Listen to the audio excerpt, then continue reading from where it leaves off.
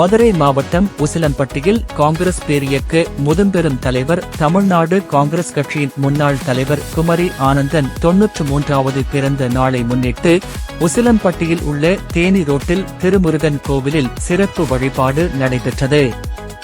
இந்நிகழ்ச்சிக்கு முன்னாள் நகர தலைவர் திரு காந்தி சரவணன் தலைமையில் சேவாதள தலைவர் திரு வி சி மகாராஜன், முன்னாள் மாவட்ட செயலாளர் திரு ஏ எல் விஜயகாந்தன், துணைத் தலைவர் திரு ஏ சரவணபவன், டெய்லர் பாண்டி, வினோத்குமார், பாண்டியன் ஆகியோர் மற்றும் காங்கிரஸ் நிர்வாகிகளும் முருகன் கோவில் வழிபாட்டில் கலந்து கொண்டனர்.